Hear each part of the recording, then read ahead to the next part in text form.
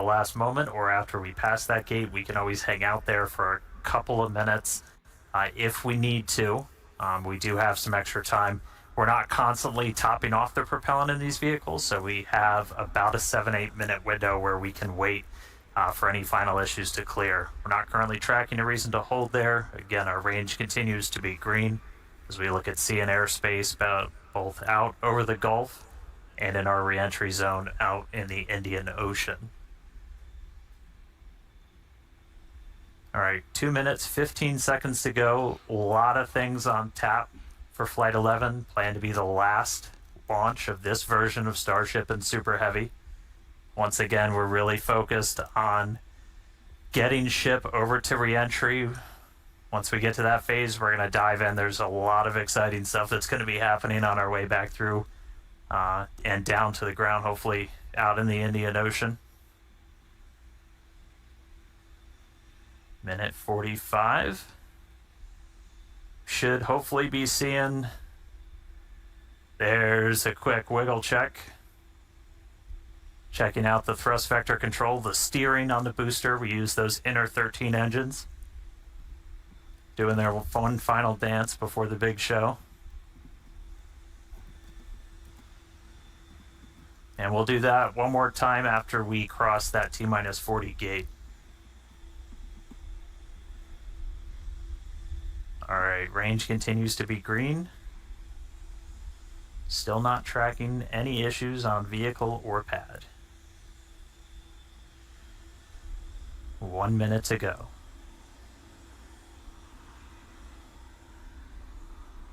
As a reminder, we can hold at T-minus 40. We're not planning to.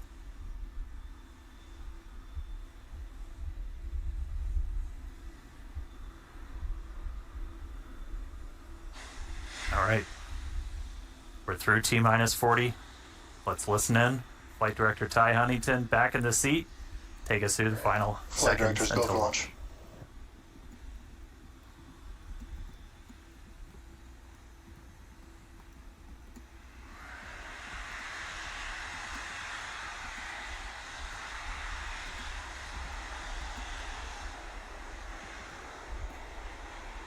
T-minus 10, 9, 8, 7, 6, 5, 4, 3, 2, 1.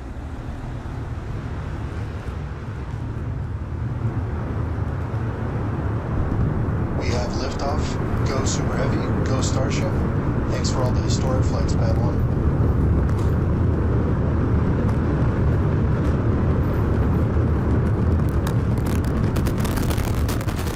Vehicles pitching downrange.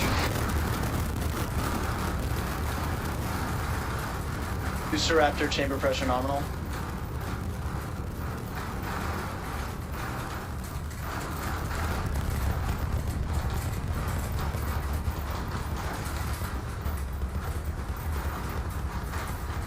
Booster and ship, nominal power and telemetry. All right, we are about 45 seconds into flight. We're still getting the rattle here at Star Factory. We are seeing 33 out of 33 Raptor engines lit on Super Heavy as it arcs across the Gulf. Coming up next on Max Q.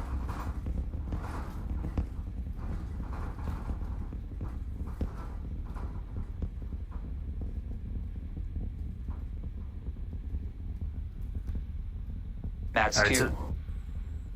So at this point, we've passed through that period of maximum aerodynamic pressure. The next thing we're looking forward to is going to be hot staging. So we've got 33 out of 33 Raptors lit. Super Heavy makes its way uphill. Hot staging is going to be coming up in just a little over a minute. At that point, we're going to see all but 3 of those Raptor engines on Super Heavy shut down. Our version of MECO, most engines cut off instead of main engine. And then after that, we're going to release the clamps that are currently holding Starship to that hot stage adapter. It's then going to ignite its 6 Raptor engines to push it away from Super Heavy and then start making its flight uphill. So in about 30 seconds, we're going to see the engine start to shut down on Super Heavy. You'll see them kind of shut off in separate banks until we've just got those 3 center engines that never stop running for this process, and then looking for 6 ship Raptors. All right. Miko coming up in about 10 seconds.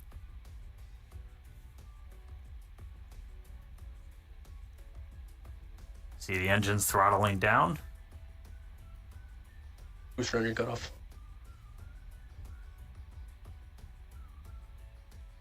Ship ignition.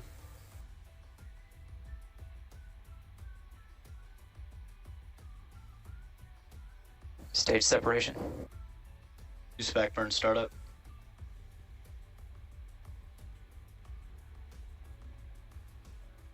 All right, successful hot staging maneuver. So we've got 12 of the 13 engines lit back up on booster, so it's doing its boost back. Real excitingly though, we've got 6 out of 6 Raptors lit on ship there, so it's now going to continue to make its ascent into outer space.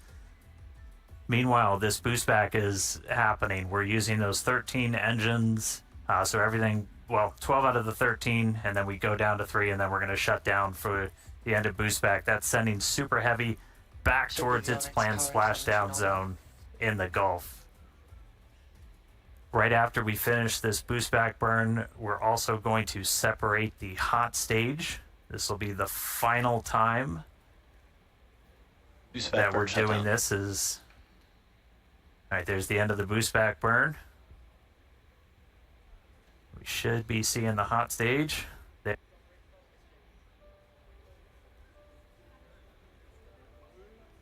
So the hot stage separates, it's going to make its way down, also splash down in the Gulf. In the meantime, though, these 6 ship Raptors are going to continue firing for about 5 more minutes. Next up for the booster, though, is going to be its landing burn. There's a cool tracking shot. We dumped some of the prop out on our way back in. All right, so for booster, this is one of the main things we're trying to get is going to be this landing burn. Oh, that's so you can see the hot stage kind of making its way towards the left side. So that's the bottom of the booster. It's about to pass right in front of where you can see some of that prop dump happening. They look like they're close together, but there's a good amount of distance between them, and the hot stage will go down and splash down in the Gulf while the booster comes back for its landing burn. Starship is on nominal trajectory. All right. Looking good on our trajectory, looking good on everything. Jake and Amanda, you guys with me down there? Yeah, definitely. The crowd is gathering over here in the office. You can definitely feel the energy in here. Great to see that booster is making its way down to the splashdown zone in the Gulf. Yeah, the shaking down here was absolutely nuts. The windows are still there, still intact. So that was pretty awesome. They have cameras. But yeah, booster's coming down. We're at about 30 kilometers. All right, yeah, and as we approach that landing, just like tower catches, we will be doing a 13-engine landing burn to slow down. This time it will be in a V3 configuration. And as we're starting to get into the denser part of the atmosphere, the booster is using 4 hypersonic grid fins to guide itself through atmospheric entry towards its landing site. And we're just about 20 seconds away from landing burn start, where we'll first ignite the center 13 engines, then bring that down to 5 to slow down the booster for landing. And finally, that will come down to 3, and we'll cut all of them off while we're still about 200 meters in the air. So booster is going to see a bit of a harder landing. Booster landing burn startup.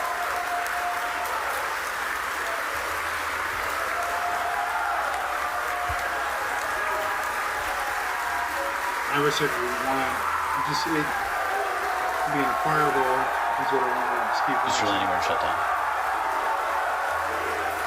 And there we heard it. Booster landing burn shut down. We saw a 13 to 5 to 3 V3 demonstration, and into the water we go. Wow, that was absolutely awesome. If you can even hear us right now, congrats to the whole SpaceX team. So far, so good for today. That was incredible. All right, great stuff, guys. I'm jealous of the crowd. All right, back to ship. Ship's still making its way. We've got a little under 2 minutes left in this ascent burn, so we've got all 6 Raptor engines still firing. So the next major milestone we're going to be looking for is SECO. That's our second stage engine cutoff. That's should be coming right at about 8 minutes and 58 seconds into flight, so we've got about 1:20 still to go. Really cool to see Booster go through that landing burn. That was one of our really key demonstrations we wanted to try and do today. Is that's mimicking what we're going to be hopefully doing. Oh, we just got our sonic boom, sounds like, from the booster coming back. All right, less than a minute to go. So we are going to see the 3 RVACs, the vacuum optimized engines, shut down first, and then we'll shut down those 3 center engines. So we should be a little under a minute until SECO. Just a reminder, this is putting us into a suborbital trajectory, so we're intentionally just going slow enough that we're not going to achieve full orbit. This puts us on a course where those engines shut off, and no matter what, we're coming back. Starship is in terminal guidance. In the Indian Ocean. All right, terminal guidance. So we should start seeing the shutdowns come up in just a couple seconds. Less than 30 seconds to go in this ship ascent burn.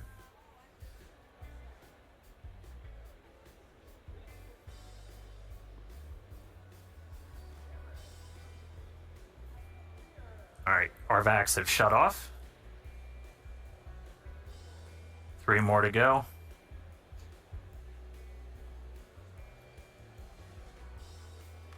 Ship engine cutoff.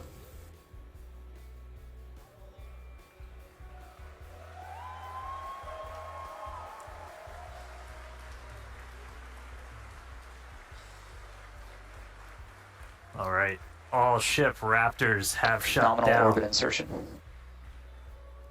You just heard nominal orbital insertion, so we are on the path that we wanted to be.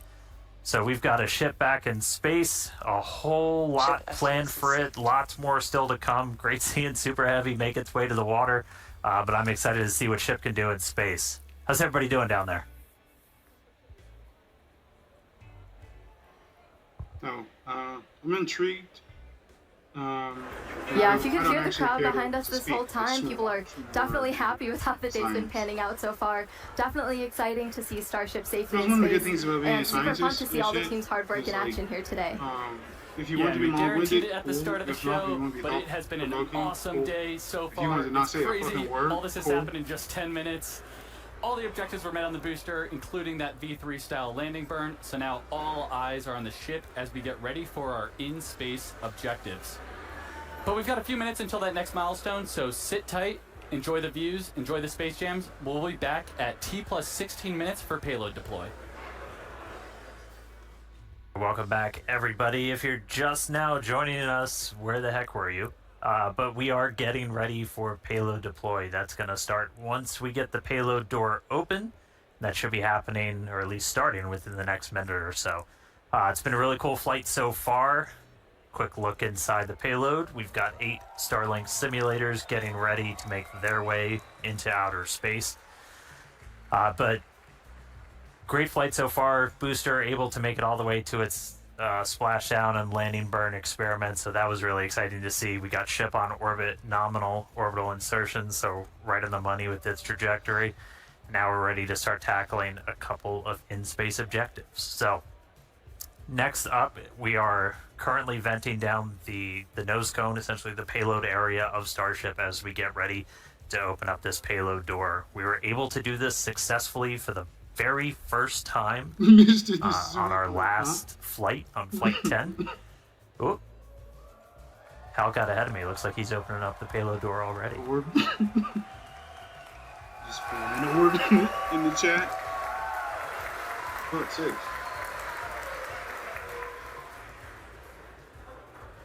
It's just orb, constantly. All right, looks like we got the door open.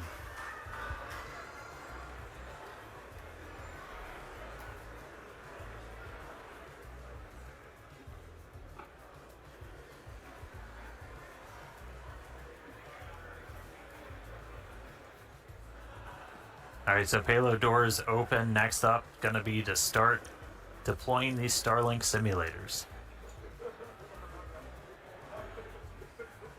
I mean, it's something the commentators They say, are it's just- roughly the same size as the V3 A lot of Starlink time satellites dudes that Starship's going to be when it carrying. comes to, That's going to add some pretty crazy science. capacity. We'll run through the numbers in a little hell, bit. Thinking, We were able to do this for thinking the very alone first can time take ever on our years. last flight, and so this will Leave be a man in the another room for test. We years made a to couple of tweaks to the rails for deploying this based off of what we saw last time, but excited to see these get out the door. Our next iteration of Starship's also going to have kind of a more powerful PEZ. It's going to deploy these at a little bit faster speed, but looking to see our next demonstration of this hopefully in the next couple of seconds. We should start seeing them move out the door.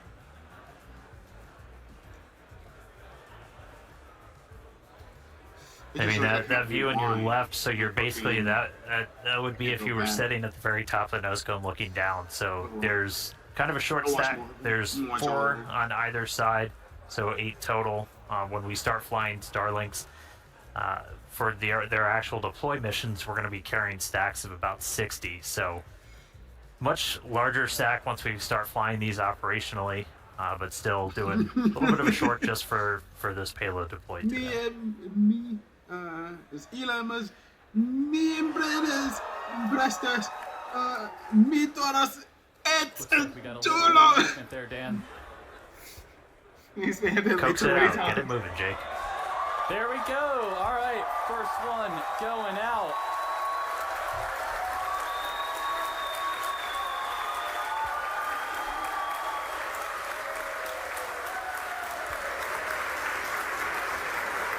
All right, first one's deployed. Getting ready for the second one here. We do a little reset back to the center position. Yeah, it takes about a minute for each one.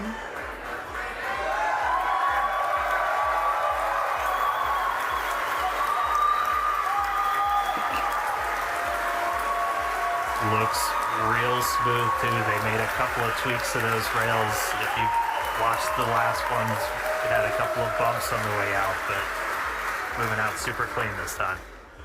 Yeah, and as noted earlier in the show, but definitely worth repeating, Starship will deploy Starlink's more advanced V3 satellites, adding 60 terabits per second of capacity to the network per launch. So that's 20 times more than each Falcon 9 launch does today. Just incredible.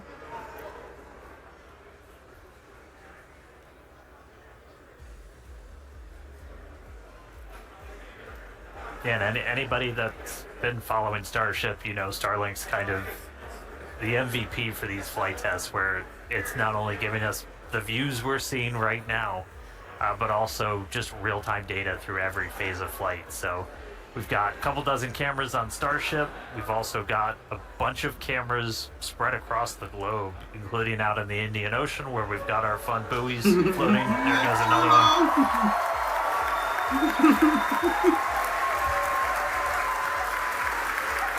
And I mean, we're using Starlink to bring all of this together. It's our drone shots you see here from our great team down here at Starbase, all connected. So Starlink not only giving us cool views off the planet, but also on the planet, help bring everybody along for all these Starship flights. Those panels are set 11. I think that's number 4. Somebody check my math.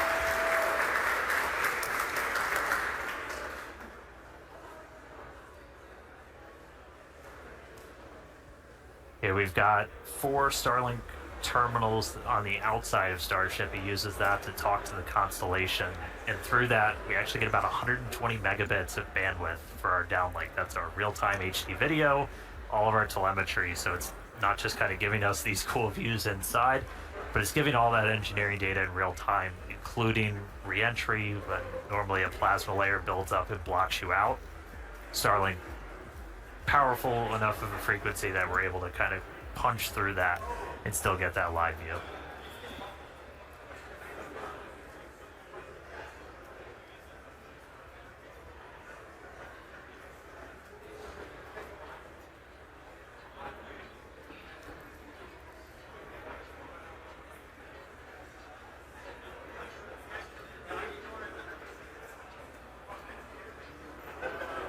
right, next one out the door. There we go.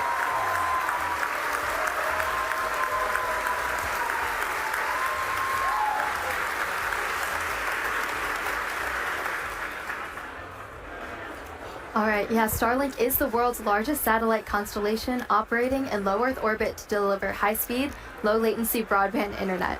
This provides internet access to people around the world, many of who have never had connectivity before. Oh.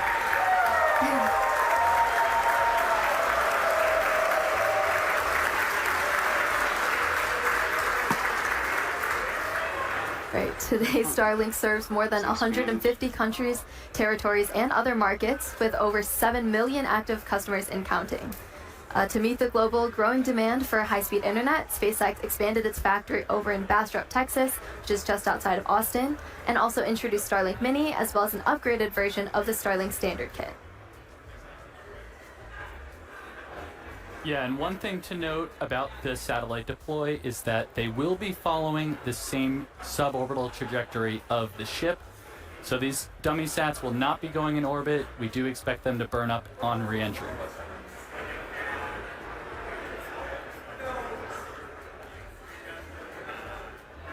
All right, couple more to go. I promise one of these days we'll deploy in daylight. But we're basically trading deploy in the dark so we get those re-entry views for the daytime. Yeah, so it's Ponyo's.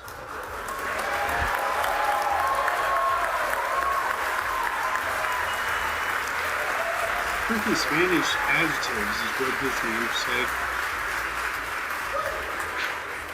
What letter do you want from me?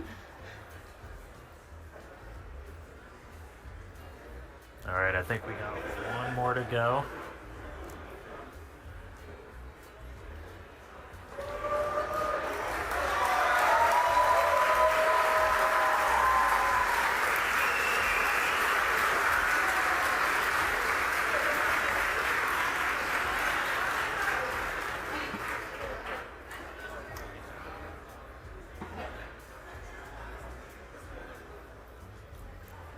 Alright, now with payload deploy complete, Starship will now close its payload door and continue to coast around Earth to the Indian Ocean.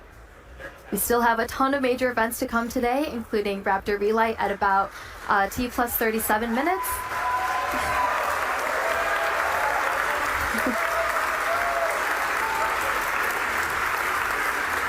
That will be followed by atmospheric reentry and splashdown. So with that, we're going to go on another quick post. Yeah, if you can hear us.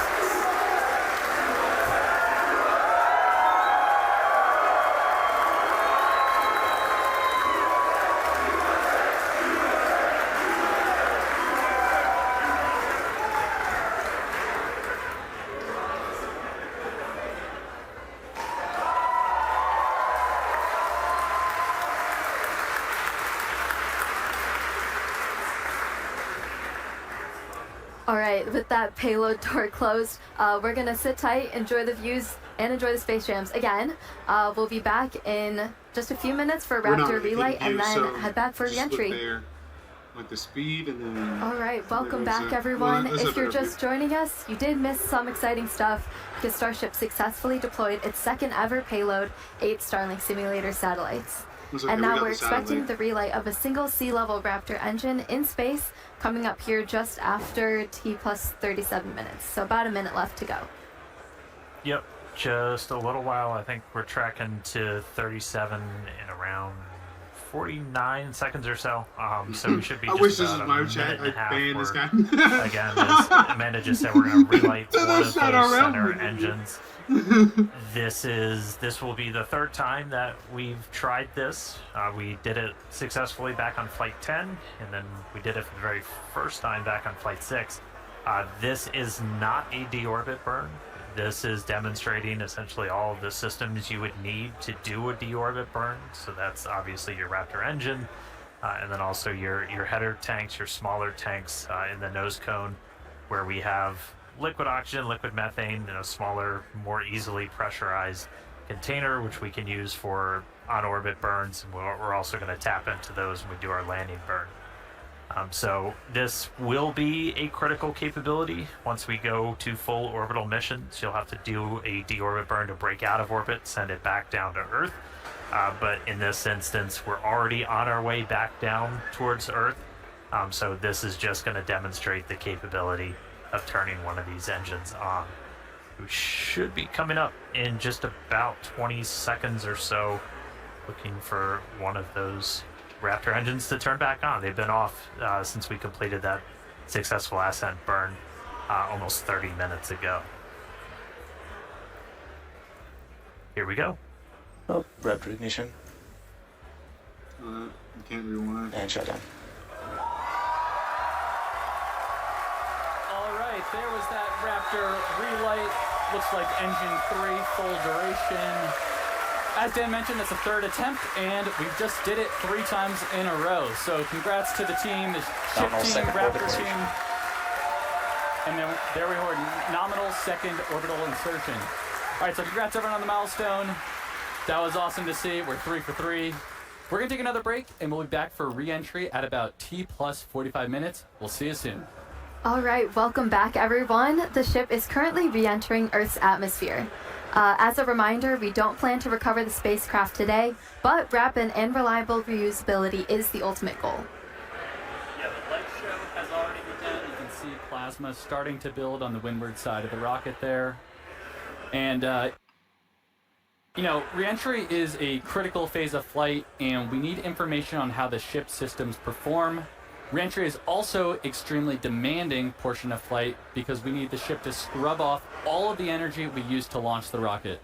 So remember the 33 engines plus the 6 engines on ship that we used to get up into space, we now are using aerobraking essentially to scrub off all that energy. And of course, Starlink is a big part of this, giving us the views we have right now, and also letting us gather as much data as possible, which again is really the main reason why we do these flights. And the view we have right now is actually a really good example. As we mentioned at the beginning of the broadcast, we have some tiles on the leeward side of the flaps here, and we have some different mechanisms, some stud out, basically to see if these tiles will hang on. And, you know, we can see already here, it looks like we kept most of them, but I think I see a couple there that are no longer there, so the thermal team is definitely going to be digging into that and taking that data to help us iterate on V3. So yeah, Starlink provides us with one more path to collect data and help us rapidly iterate Starship's design. And if the ship does manage to make it all the way to re-entry, we'll collect valuable data on the spacecraft flying through the Earth's atmosphere at hypersonic speeds or more than 5 times the speed of sound. Re-entry is typically a portion of flight where we don't have communications with spacecraft because it's re-entering at or around orbital velocity, which is roughly 8 kilometers per second or 5 miles per second. At those insanely high speeds, the spacecraft moving through the atmosphere creates a plasma field around the vehicle. Yeah, and that blanket of plasma distorts communication frequencies, so it's not uncommon to experience brief blackouts in communication. All right, so big picture here, Starship is designed to land on Mars where there are no runways or other humans to help out. So that means we need to do a propulsive landing instead of a more traditional means like parachutes, which is what our Dragon spacecraft uses, or a runway like the Space Shuttle. Propulsive landing enables more rapid reusability. Now, as the ship makes its way back to Earth, we should start hearing some callouts. When we hear entry max heating and entry max Q, that means the ship has made it through the maximum heating and aerodynamic loads it will experience as it returns. So if it makes it through all of those, that's a pretty good sign that we're doing well. Yeah, and we heard flaps have control of the vehicle now. Okay, there's a great shot there. You're starting to see the plasma build up.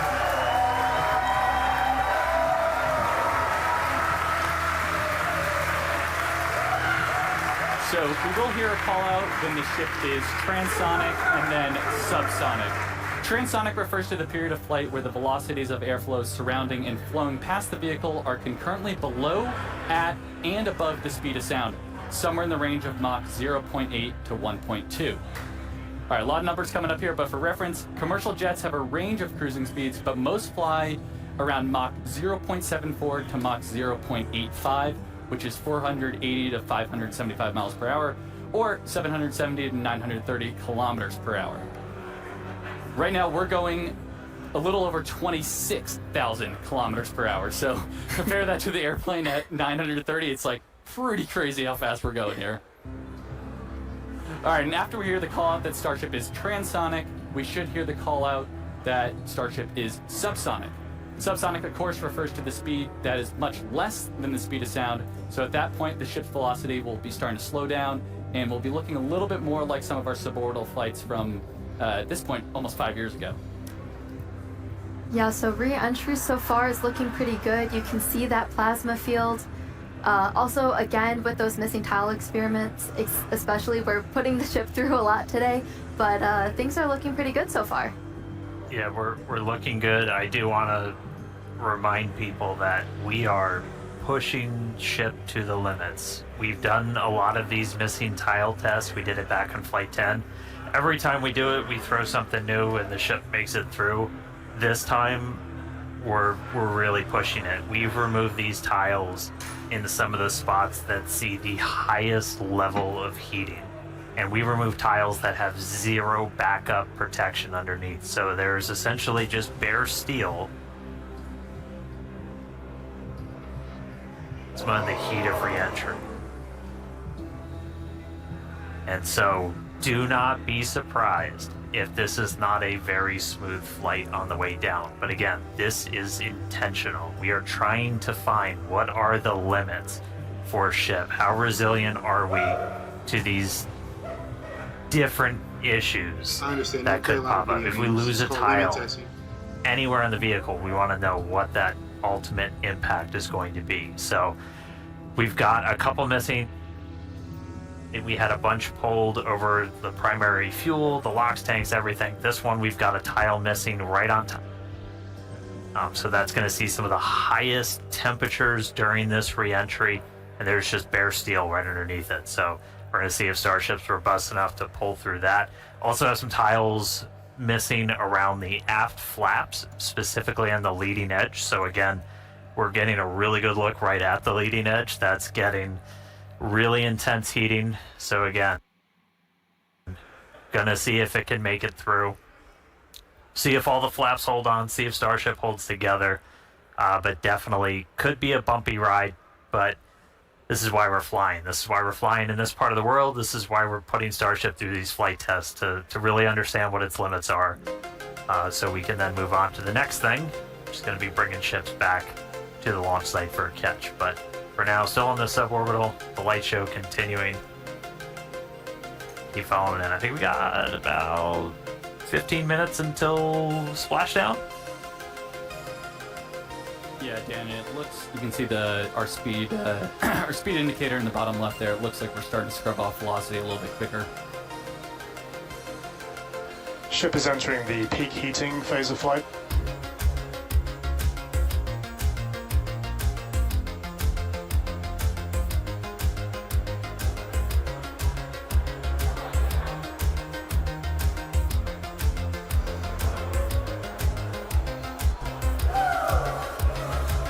Looks like we can see some clouds down there as we pass through 70 kilometers altitude.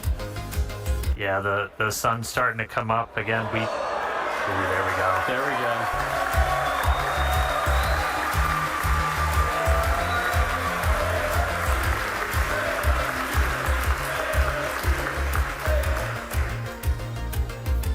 Skirt is intact so far this time. If you watched Flight 10, you saw we entered with a little bit missing. That was ultimately traced to a little bit of buildup. We dumped prop on the way. We had a little bit of solid propellant buildup, and then either static discharge or the plasma ignited it, took out a tiny bit of that skirt, some of the aft flaps, but Starship again was able to fight through it, make it all the way to that landing burn. We addressed that, changed some of our prop dump comments though, so should not be seeing that this time around.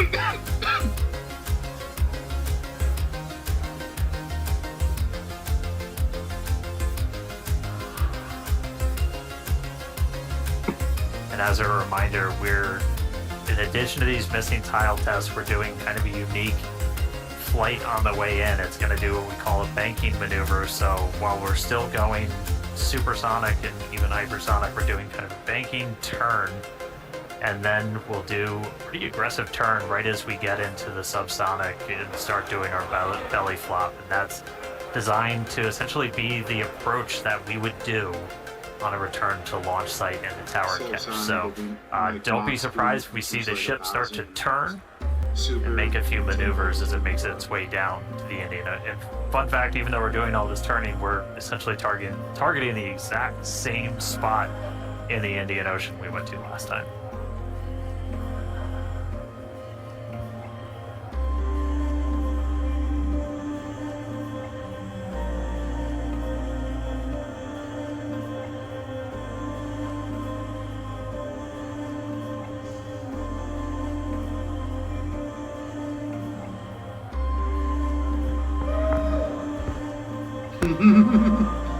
You don't have to clap.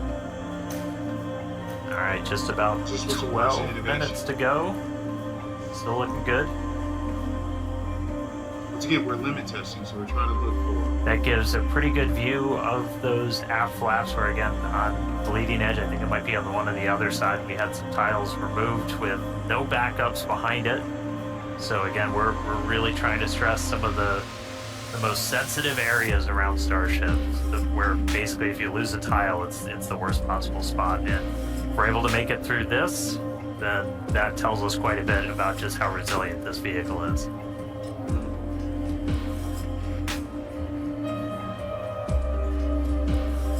Yeah, and that shot we just had earlier was looking at what we call the business end of Starship with all the Raptor engines.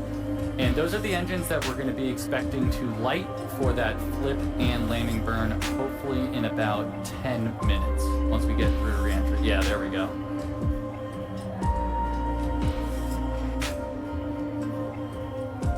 Yeah, looking at E3, that's the one we did the relight on. So it's 2 for 2 so far. We'll see if it can go 3 for 3. Yeah.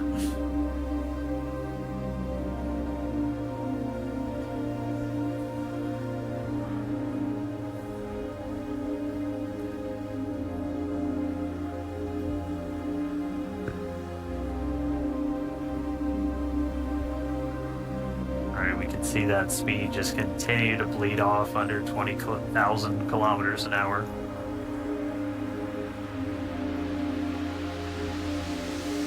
Ship's still holding together.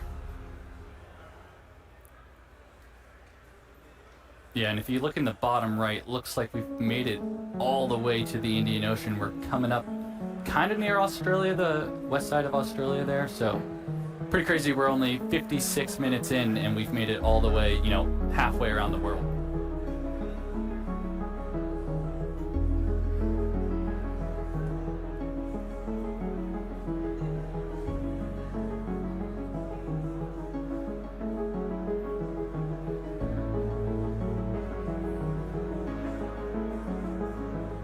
It's actually a good demonstration of a future capability we hope to have on Starship, where we will do point-to-point transport on Earth.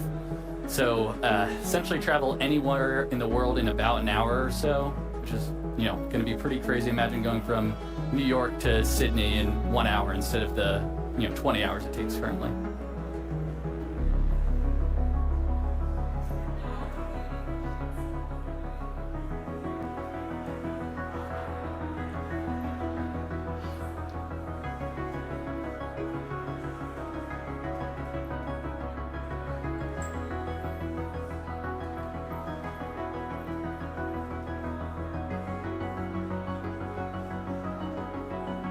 A reminder, so this camera is, we see some of the heat rate picking up a little bit. And this camera is embedded right in the end of one of those forward flaps, so you see it moving around. That's the flap adjusting to maintain control. Looks like we're getting into our bank maneuver.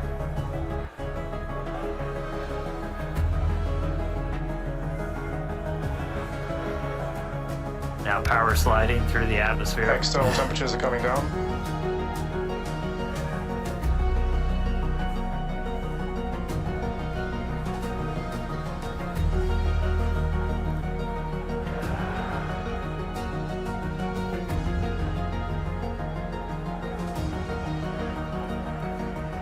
Vehicle is now at maximum dynamic pressure.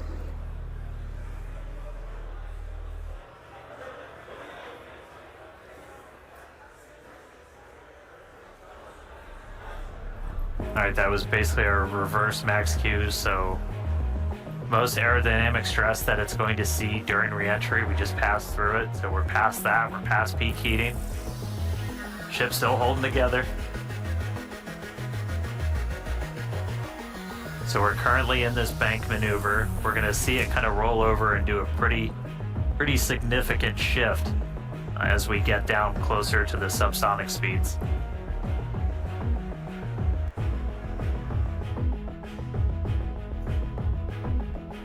So in the near future, we're hoping to return the ship back to the same pad we just took off on 59 minutes ago, and we've got to do some of these pretty dynamic bankings to make that trajectory work out.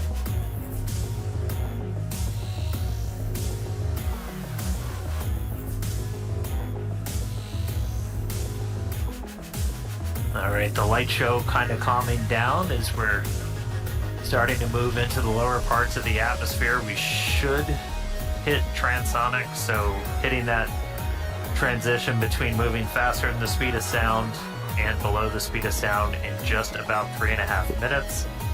Our landing burn should happen right around an hour and 6 minutes after launch, so we should be just about 6 minutes away from that. You can see lots of daylight. Everybody cross your fingers, see if our range team was able to get out there and provide any surprise views as Starship makes its way down. Oh, it's like they heard me.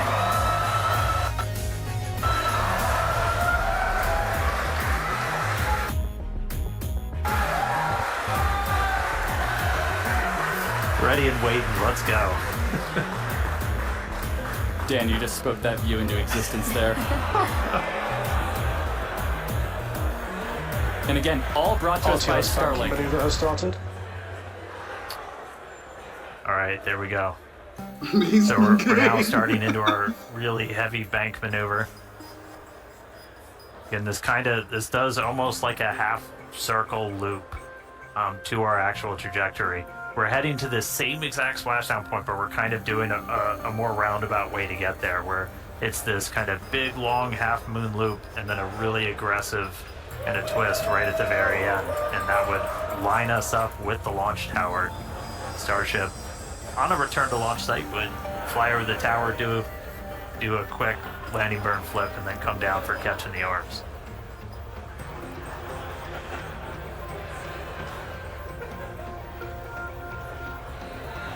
How about that S38 decal there, staying strong on that view we just had? Good to see the numbers back on. Yeah. Alright, should be hitting transonic in about 2.5 minutes. Landing flip coming up in about 4. Pretty clouds there in the Indian Ocean today. Again, yeah, we changed our launch times. We launch in the evening now, so we get these daytime views down in the Indian Ocean. One of the things we're really looking for, the reason we have the drone, other than, yeah, that looks really cool, is we're able to kind of see the ship. We can only see so much from these cameras. You can't see like the vast majority of the heat shield, so we throw these buoys out there. We've got there's... You spoke it again, Dan. There it is. They're playing with me in the control room. All right. But we have these buoys out there. We have these drones that we're trying to see externally how the heat shield held up. Everybody saw from Flight 10 it had a little bit of a paint job, a little bit of a reddish hue. That was from those metallic tiles that we had tested. Kind of oxidizing really rapidly in that plasma and then spreading those little oxide particles all over the heat shield. No metal tiles on this flight, so not expecting to see that. Dynamic pressure is coming down.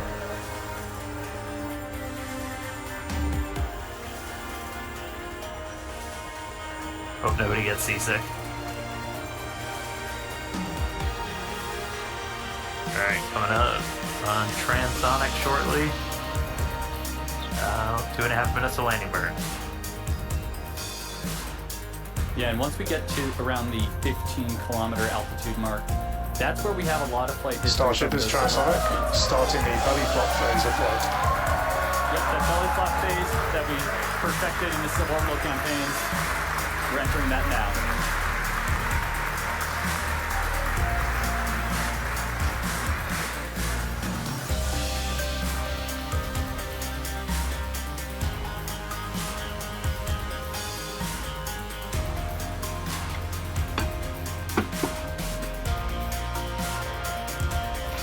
starting to get those Raptors ready. Should be 2 minutes away from landing burn. Again, we're going to do a flip. After we ignite those engines, we'll go from 3 down to 2 for the final phase of the landing burn and flip for another soft splashdown. Hopefully by our buoy and drone, which are hanging out, ready and waiting for a ship.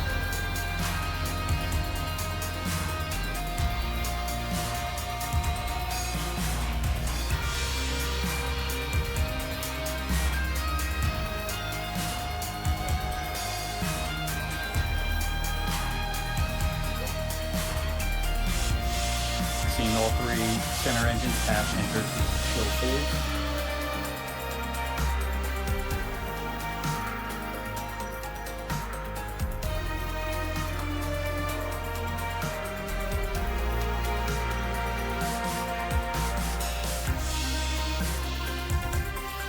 All right, less than a minute to go.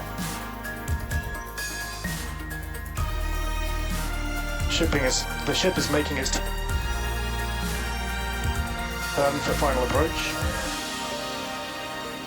And here's this kind of aggressive final turn that would essentially position it so it's right behind the launch and catch tower.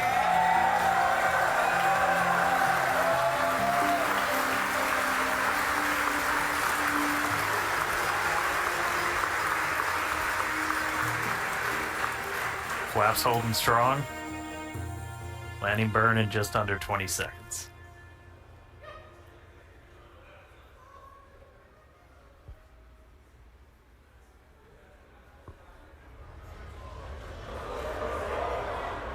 Ship landing startup.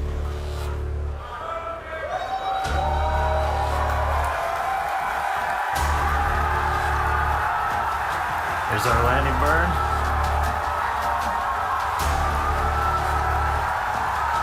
Three down to 2. Starship has landed.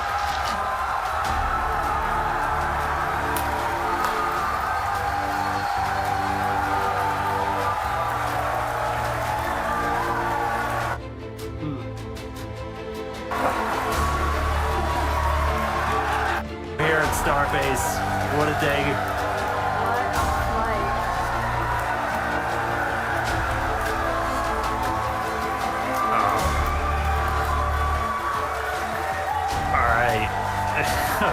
Welcome back to Earth ship. What a day.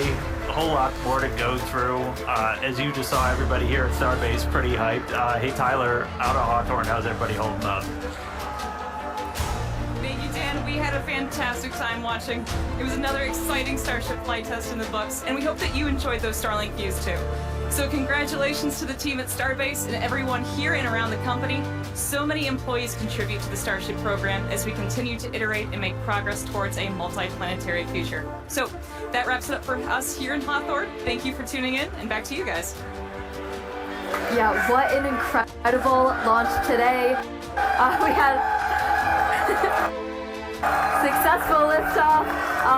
Booster completed its objective. Successfully splashed down over in the Gulf. Obviously, we saw another amazing Starlink deploy as well from ship. Yeah, we made it through that re-entry, testing all the different experience. We had missing tiles, gave us quite the light show. We had that Raptor relight 3 for 3. That was ahead of re-entry, of course. And then that awesome splashdown that we just saw, including that dynamic banking maneuver to simulate RTLS when we return to the launch site. So yeah, we promised maximum excitement, and Starship delivered. Congrats to all our teammates at SpaceX and to everyone who's supporting the Starship program. And thank you to all our future customers for your support. We'd also like to thank the fine people of Cameron County, including the residents of its newest city, Starbase, as well as the Coast Guard, the Federal Aviation Administration, the Government of Mexico, and the Australian Space Agency. Yeah, be sure to follow SpaceX on X for updates and about more of the exciting views we didn't get to feature on today's broadcast. And if you're interested in more launch coverage just like this, head over to spacex.com/launches for the most up-to-date information. All right, I will take us out. Hey, congrats, Jake and Amanda. You guys did amazing. Great job. All right, today we launched the world's biggest rocket, knocked out all of our objectives. Shout outs to every single person who made this look easy. Thank you to everybody tuning in. We're going to see you back here for the very first flight of our next generation Starship. So, we'll see you then. Good night.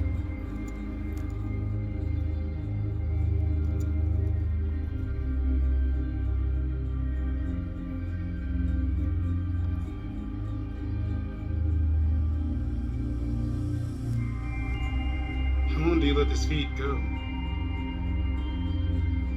'Cause I mean, I'll be here for like 12 hours if you keep it on for 12.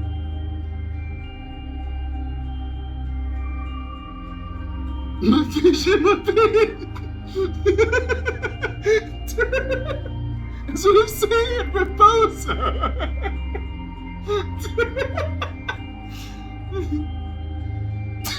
Vehicle continue to follow a nominal trajectory.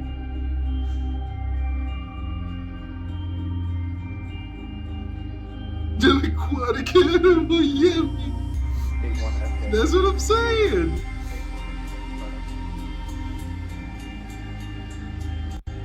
My favorite is fish sticks, man. I cannot get enough of fish sticks. They're like processed fish. And like I used to be really into like tuna and salmon and redfish and shit like that. But I don't eat fish anymore. But like I still eat fish sticks.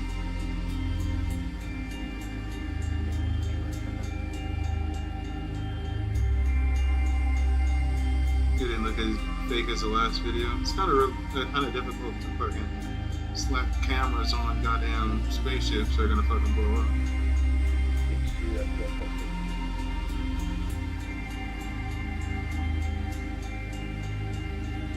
Justice for the aquatic animals. It's you or them, bro. Once again, okay? Like, do you want it to be your mom or do you want it to be the fishes? Alright. And if they were intelligent, they'd move. It's not that hard. You can see this big rock heading towards, at least step over to the side. You're in water.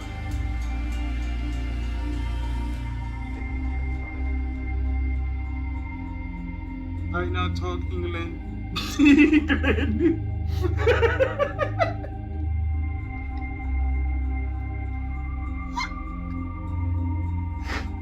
I'm talking England.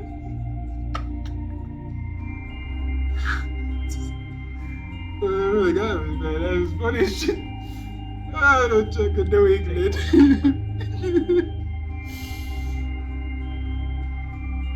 New England. I just want to keep. I just want him to going. I'm antagonizing him a little bit. New England. New England. Please, just keep going. That's hilarious.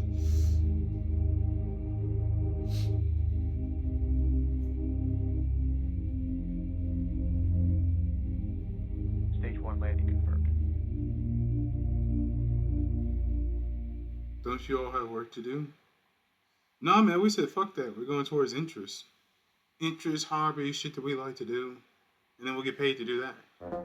And then we'll make investments. And fuck out of a job. Some cunt trying to tell you what to do. Why aren't you working? Fuck you mean, why am I not working? It's Monday. Yes, we expect you to work. But I work Friday. You're not getting it. And I'm just like, I'm not getting that check from Friday, so like, we're both not getting something. If we can just meet in the middle, give me that month advance, you know what I mean? I'll put in effort on Monday. Tuesday, I don't care again.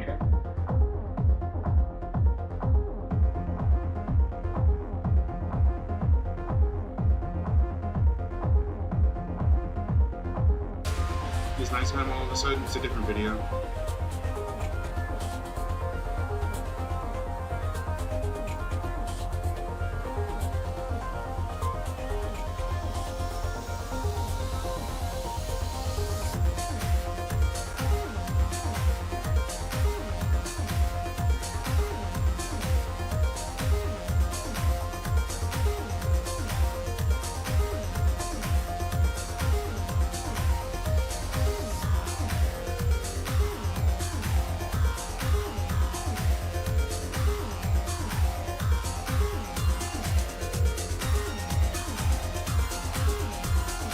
I wish certain music wasn't copyrighted. That spam fucking teachers, what is it? Ace game 200 times while watching this fucking rerun right now.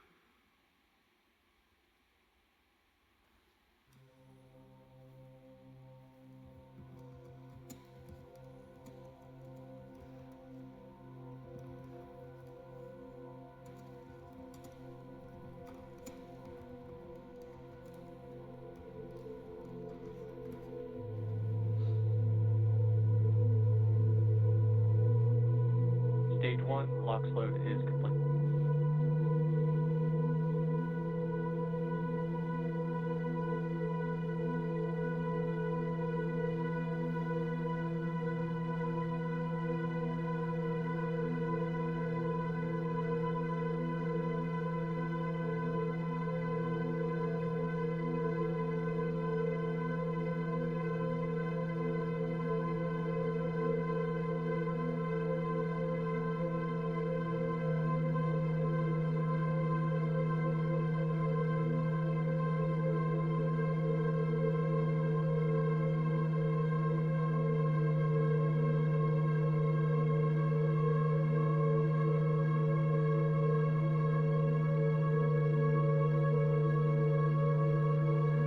Stage 2, LOX load is complete.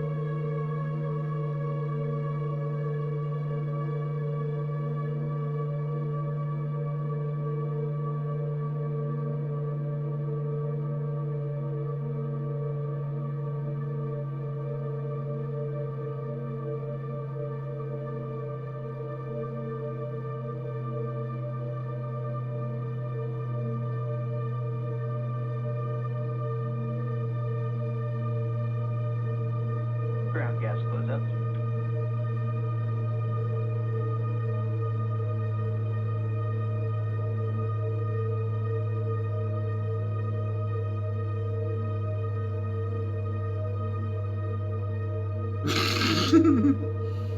I don't know what they're spamming at the moment.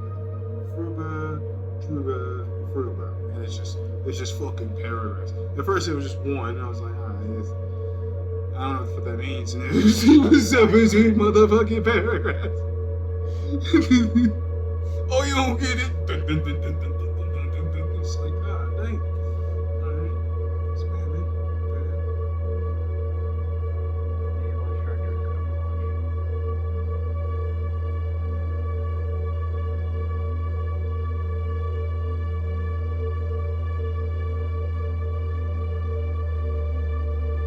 T minus 30 seconds.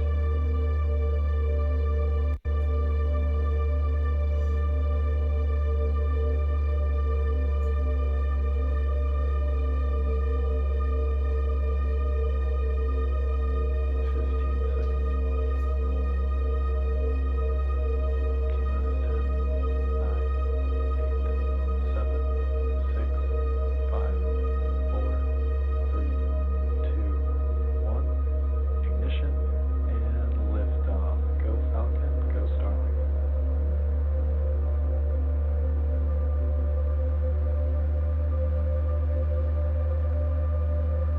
Vehicles pitching downrange. Stage 1 propulsion is on.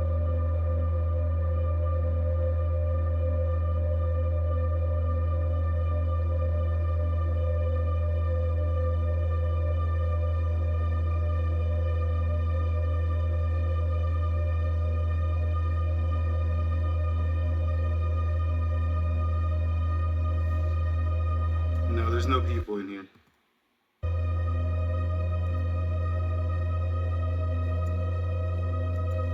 Power and telemetry nominal.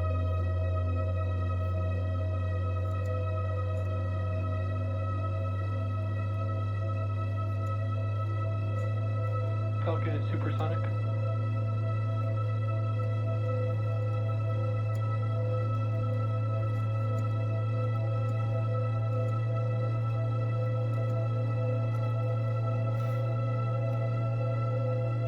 Max Q.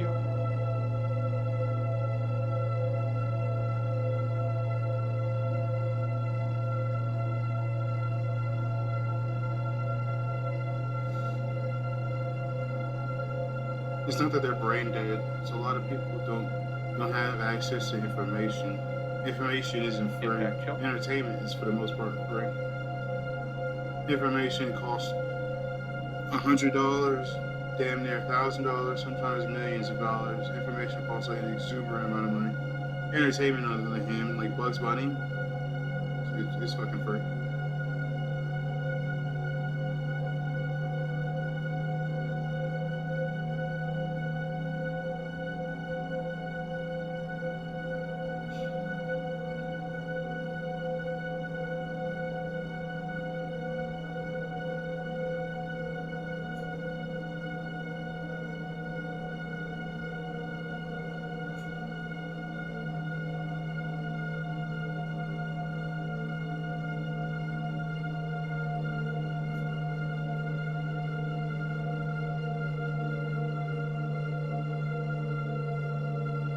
Main engine cut off.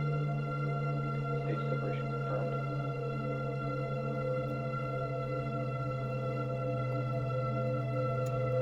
Impact ignition.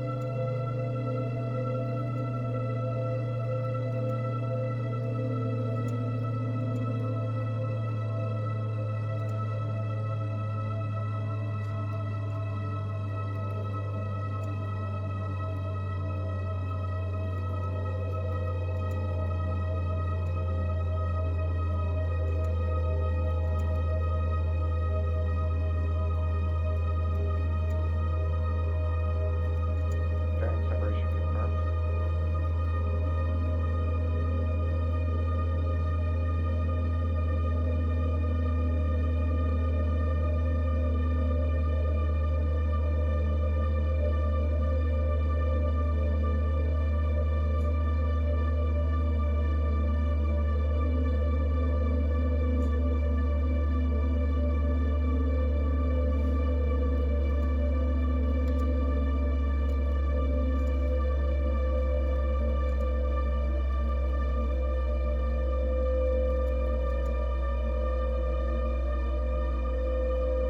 Both vehicles are on a nominal trajectory.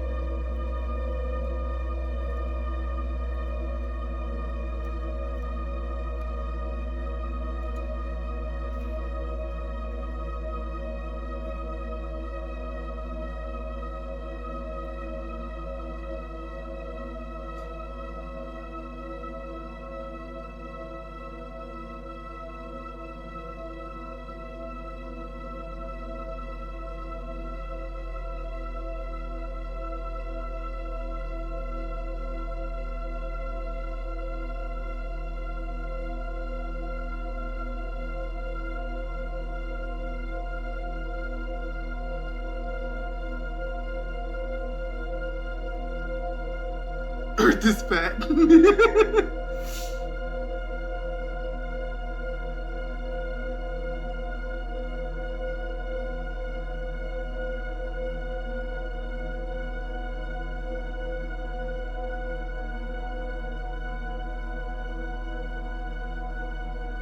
They don't go faster because this is the limit of our current technology.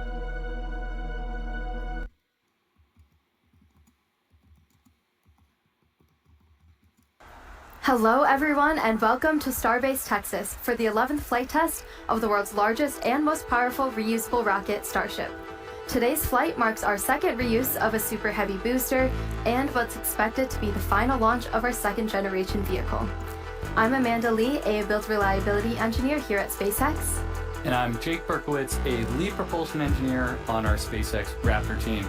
Today we're coming to you live from Star Factory, just under 2 miles away from the rocket on the pad. Right outside on the lawn, the crowd is starting to gather, and after liftoff, we expect that crowd to head back in to watch the rest of the launch with us and have a party. And right behind us are 3 generations of Raptor engines, the third of which we're looking to debut on the next generation of Starship. And we'll talk a little bit more about that upgraded rocket later in the program. Yeah, and if you watched Flight 10, you'll know it was a really, really good day for Starship. All objectives were met, and we got tons of great data to learn from. And today, we're looking to build on the success of that flight. Yeah, that's right. Like in Flight 10, we're again planning to deploy Starlink simulator satellites as well as test the limits of ship's heat shield during re-entry. A controlled descent, flip maneuver, and soft splash in the Indian Ocean are also planned for ship. And hopefully, our recovery team will be able to deliver some more of those amazing views that we got back on Flight 10. Yeah, those views are just awesome. Another crazy thing, and for those of you keeping track, today actually marks the 1-year anniversary of our historic first ever booster catch. That was Booster 12. And even though we're not attempting a catch today, every time we launch a Starship, it's a big day. All right, so everyone, buckle up because maximum excitement is guaranteed. All right. And Dan Hewitt joins us from over near Mission Control. Dan, how are things looking for launch today? Hey Jake, hey Amanda, hey everybody, we are looking great. I'm Dan Hewitt with SpaceX Communications. That's right behind me is our launch control center here at Starbase. Flight control team is on there, they're getting Starship and Super Heavy ready for liftoff. So as you can tell, when we look at the vehicle, prop load is underway, things are looking good. We did shift our T0 a little bit, we're tracking to 6:23 p.m. Central Time, just a couple minutes into our window. All right, so as we noted, back in August, Flight 10, it did all the things. Did all the things we wanted it to do. Started off with Super Heavy, those 33 Raptor engines igniting, lifting off right at the top of its window at 6:30 p.m. Central Time. It was able to do a successful ascent, followed that up with hot staging, Starship's upper stage igniting those 6 Raptor engines, separating Super Heavy, making its way back down. We saw the hot stage pop off. It then completed its boost back burn, put it on the course towards that splashdown zone. It successfully did that landing burn when we intentionally disabled one of those 3 center engines. During the final phase of that, used a backup engine, entered into its final hover, shut down the engines, and then splashed down into the water. Ship, meanwhile, completed full duration ascent burn, got to its planned velocity, successfully put it on that suborbital trajectory. And then it was on to the in-space stuff. That first in-space objective was completed. 8 of those Starlink simulators were deployed. That was the first successful payload demonstration we've ever had from Starship. Each of these simulators, similar in size to the V3 Starlinks that we're going to be launching next year to add significant capacity and capability to the network. Then it was on to our second ever in-space relight of a Raptor engine. That's a key capability for when we're going to do deorbit burns on future orbital missions, and then when we're doing deep space maneuvers. Then on to the critical re-entry phase, we're able to get data on the performance of that heat shield, the ship structure, push the envelope on it, using the flaps, got it down to the splashdown zone, did the landing flip, did the landing burn. Killer views from the recovery team, saw splashdown over in the Indian Ocean. We were just about 3 meters off of our target, so pretty much nailed it. It was a huge day, tons of excitement here at Starbase. Just a reminder though, this is still the early days. I mean, we're on Flight 11 today. There's a lot more we're going to do to get full reusability, increase our launch cadence, eventually start sending missions to the moon and Mars. I mean, we've got thousands of launches to come. But for now, we're looking good for launch. Toss it back down to Amanda and Jake. Awesome, thank you, Dan. Starship is the first orbital launch vehicle engineered to be fully reusable, just like a commercial airliner. In fact, to the end, we're actually reflying a Super Heavy booster for the second time today. This booster last flew on Flight 8. So let's just start with how powerful this rocket really is. When you stack Starship up against one of the world's biggest airplanes, the 747, a single Raptor engine is actually double the thrust of all 4 airplane engines put together. So that means the Super Heavy over on the pad right now, with its 33 Raptors, is equal to the power of about 64 747s. Yeah, that's just crazy, Amanda. The power this rocket generates is incredible.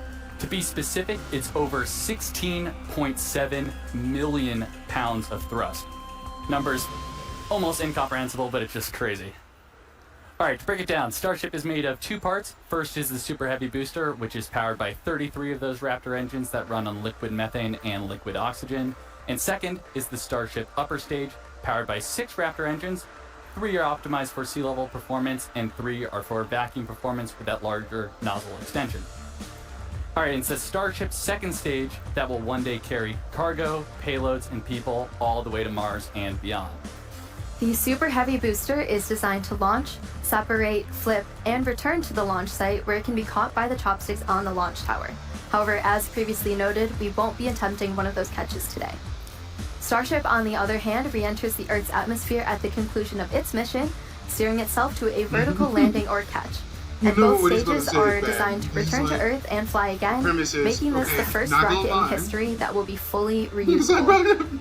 Yeah, and we Don't cannot say it. forget that between the two vehicles is the hot stage ring, Not a gonna lie, structure shut the made of fuck up. steel that allows the ship's engines to ignite while Just still saying, attached shut to the the fuck booster, up. enabling a faster and more efficient stage separation.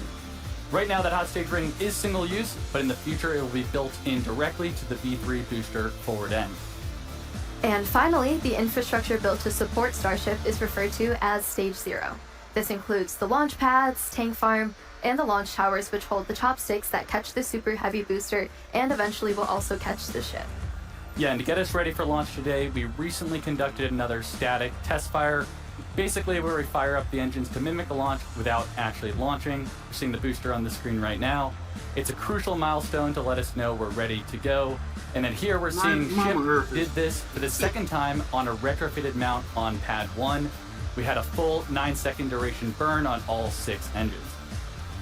We should also note that today's launch on Pad 1 is intended to be the last launch on this pad in this configuration. As we head into the next generation Starship flight test program, we'll be modifying Pad 1 to meet the demands of our future missions.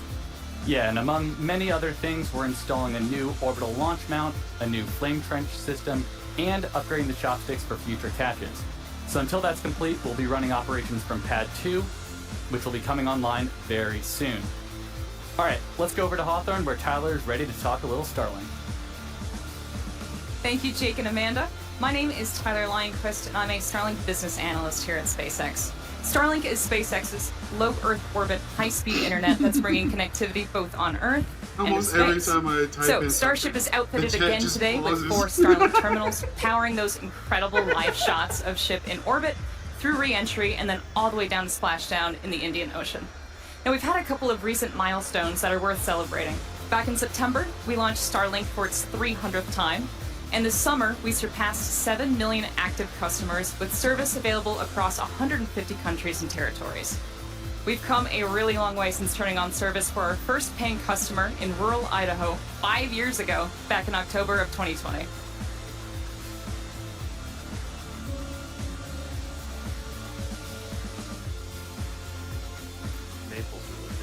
Beautiful. I'm Wendy Layer. I live in Sandpoint, Idaho, and we are the first Starlink customers. With Starlink, we didn't have to compromise on where we live due to the lack of technology. The minute they turned it on, we could stream a movie, we could video chat, we could play games on the internet without a lot of lag. I changed jobs earlier this year, so now I actually have the ability to work remote. Here's my house. The program runs on the cloud. I can send anything I want out to get prices and designs. I like to bake, so I've been able to research recipes and try new things. Good day, go for a walk. Good day for a walk. We can live very rural, and yet we are connected to anybody like in the city.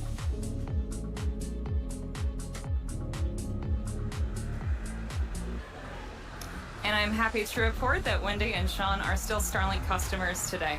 So in just over 5 years, we've added dedicated services for aviation, maritime, RVs, and rail, and have expanded our emergency response capabilities. We've activated high-quality internet for millions of people, including those that live in some of the most remote places on Earth. Starlink is enabling rural school districts, counties, and tribal governments to offer online access to education, telemedicine, and many other critical services, in some cases for the first time ever. And yet, a third of the planet continues to go without access to reliable high-speed internet, so there's a lot more work for us to do. But Starlink was designed from the very beginning to meet these needs. And as each new version of Starlink comes online, the constellation's capacity and performance increases significantly. The larger V3 satellites that will deploy from Starship will bring gigabit connectivity to users and are designed to add 60 terabits per second of downlink capacity to the Starlink network. That's more than 20 times the capacity added with every V2 mini launch on the Falcon 9. And then on the cellular front, last month, SpaceX announced a deal that provides Starlink with exclusive spectrum for its next generation direct-to-cell satellites, which will be capable of providing broadband service to cell phones globally. Starlink is the largest 4G coverage provider on Earth. Over 7 million people across 5 continents already rely on Starlink to connect their LTE phones to data, voice, video, and messaging, where terrestrial service is unavailable. So we're excited to have the opportunity to help close those coverage gaps and ultimately eliminate mobile dead zones around the world. So yeah, there's a lot happening with Starlink, and there's a lot more to come. So let's head back to Amanda and Jake at Starbase to take us through today's flight profile. Thank you so much, Tyler. So today's float profile, we're looking to get our second re-entry with this iteration of ship. And prior to every launch, we work closely with the FAA and international air traffic organizations to efficiently and safely integrate launch and re-entry operations into the airspace. And we've got a special guest here. We're live. What's up, guys? How's it going? Good to see you, boss. Hi. Hey. Hey, boss. Good, we're live right now. How's it going, boss? Yeah, getting ready for Right, Flight boss? 11. How are you feeling for it? Good. First time that I'm going to be actually outside standing and watching the rocket. Don't land in mission control and stuff. Okay, yeah. Now I'm standing on the there. Okay. So Awesome. really You don't have a fucking Yeah, mic yeah, for you're this? gonna feel Great it. place It's to gonna watch. be awesome. Fucking everyone be silent. We'll be in as here he this speaks. time, but usually we're out there watching. Yeah. Alright, sounds good. Good luck and have fun. Have fun. All right. So that was an exciting Unprofessional, give cameo him there. give him your mic. Yeah, starting with liftoff, we'll get into the flight profile here. Super Heavy will ignite 33 It's not her engines, fault. 24 of which are Of course, you're supposed to keep her today. mic. It was you, We'll you power goober. burst Give and him have your hot mic. stage separation, where He booster will comes shut on, down you all go, the "Come here." engines. Stage We don't two want to hear you after talking. engines while still We want to attached hear to you. Super Heavy. That is what we call hot stage separation. We'll see a directional booster flip and engine relight for boost back. And we'll be intentionally headed to a splashdown in the Gulf with a V3 style landing burn demonstration today. Meanwhile, ship will continue with its ascent burn to a suborbital trajectory, where it will attempt to deploy 8 Starlink simulator satellites. And we're also planning to relight a single Raptor engine. Then it's time for a re-entry, where we're once again testing the limits of Starship's heat shield by intentionally removing tiles. The ship will also perform a pretty dynamic banking maneuver that mimics the path of a return to launch site for Ketch that will fly on a future mission. And if all that goes as planned, we'll conclude the test with a landing flip, burn, and soft water splashdown in the Indian Ocean. So definitely another action-packed flight profile, Dan. It's planned to be the final launch of this version of Starship, version number 2. Right now, we're actively building multiple next-generation V3 Starship and Super Heavy vehicles in the factory, kind of right behind us, so let's take a minute and nerd out a little bit.